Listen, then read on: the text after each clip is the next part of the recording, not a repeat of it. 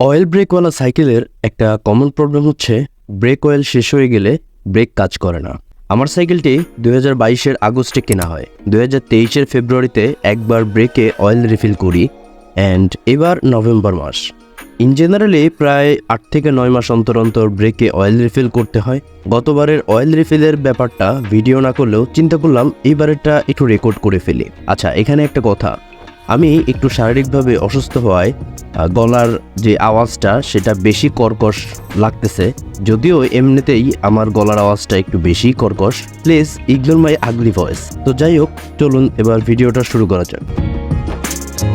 সকাল সকাল বাসা থেকে বের হয়ে যাত্রা শুরু করি। সাইফুল আলম ভাইকে ধন্যবাদ জানাই। তিনি আমাকে সাজেস্ট করেন কোথায় ব্রেকের অয়েল রিফিল করতে পারি। এছাড়াও কিছু টুকিটাকি কাজ ছিল সাইকেলে, অর্থাৎ ওয়ান স্টপ সলিউশন চাচ্ছিলাম।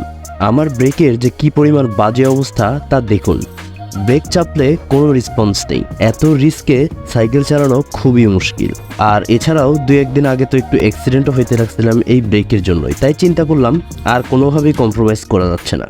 আর সবচেয়ে বড় সমস্যা হচ্ছে আমাদের পতেঙ্গা এরিয়াতে কোনো ভালো সাইকেল রিপেয়ার শপই নাই। সাইকেলের যে কোনো কাজ একটু যদি ভালো এক্সপার্ট হ্যান্ড দিয়ে করাতে হয় তাহলে যাইতে হয় 8 থেকে 10 কিলোমিটার দূরে।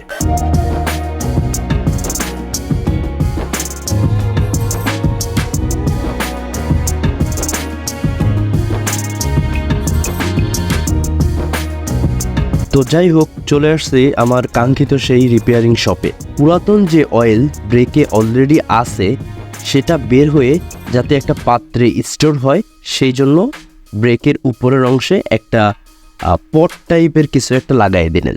এবং এই পাত্রে পুরাতন অয়েল তখনই আসবে যখন ব্রেকের অন্য পাশ হতে নতুন অয়েল পুশ করা হবে। আমার সামনে ও পেছনের 2টি ব্রেকের অয়েল রিফিল করতে আমার গুনতে হয় 500 টাকা। জানি না এই প্রাইসটা ঠিক ছিল নাকি বেশি ছিল, আপনারা একটু কমেন্টে জানাই দিয়েন। তো এরপর দেখতেছি পিছনের ব্রেকের প্যাডটাও নষ্ট হয়ে গেছে, এইটাও পাল্টাইতে হবে। কি আর করার, পাল্টাইলাম, খরচ 80 টাকা। এইবার ব্রেকের কাজ শেষ, একটু পারফরমেন্স চেক করি চলুন।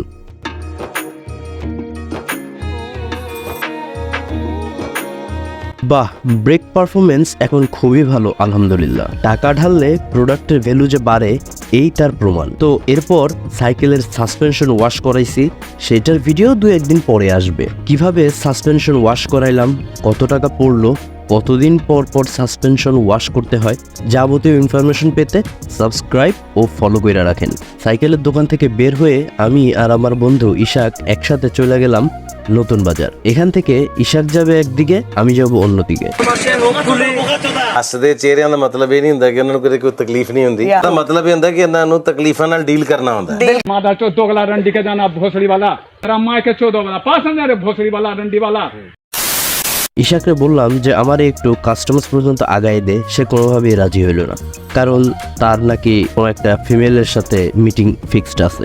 औरत का चक्कर बाबू भैया, औरत का चक्कर बहुत बेकार होता है। সো এই তো আজ এই পর্যন্তই, দেখা হচ্ছে পরের ভিডিওতে। আসসালামু আলাইকুম।